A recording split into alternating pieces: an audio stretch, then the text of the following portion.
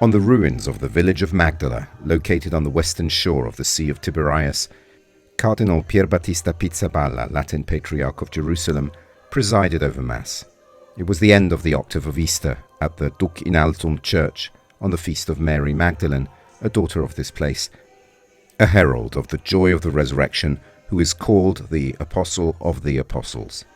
Monsignor Boulos Marcuzzo, Monsignor Boutros Bourkir, many priests, monks and nuns and many faithful participated in the Mass. During the Eucharist, Mr. Samir Abu Nasser, one of the benefactors of the church, was remembered.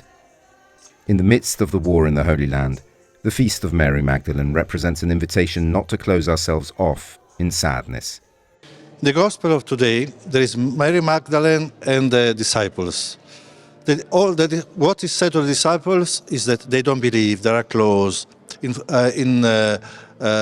sorrow and so on. Mary Magdalene was at the sepulchre looking for Jesus, the risen one, and she met him. So what we learn from Mary Magdalene, first of all, is not to close ourselves in our sorrow, but to look for the risen one, and to look to the reality in the light of the risen one. In his homily, Patriarch Pizzaballa explained that faith in the resurrection is a way of life, and it is a criterion for decisions to be made in the face of all the evils that lurk in war. We have two different responses. The response of Mary Magdalene, who runs and proclaims, and the response of the disciples, who at that moment do not believe and are stuck. It is up to us to make our choice.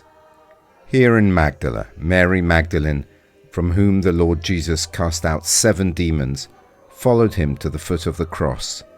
She sought him even after his burial, had the honor of being the first witness to his resurrection, and became the perfect example of a repentant sinner.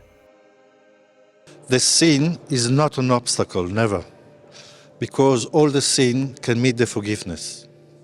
And when you experience the forgiveness, you experience also the liberation. Many pilgrims visit the Magdala ruins year-round, but it seems to be a rare phenomenon that there are no pilgrims this year after the war.